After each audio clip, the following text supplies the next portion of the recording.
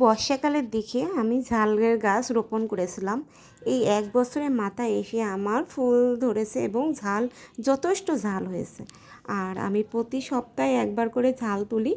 আর আমার মনে হয় না এই আষাঢ় শ্রাবণ মাসে আমার আর ঝাল কিনে খাওয়া লাগবে, কেননা এই আষাঢ় শ্রাবণ মাসে অনেক ঝালের দাম বেড়ে যায়। 200 টাকা থেকে 1200 টাকা পর্যন্ত ঝালের দাম হয়।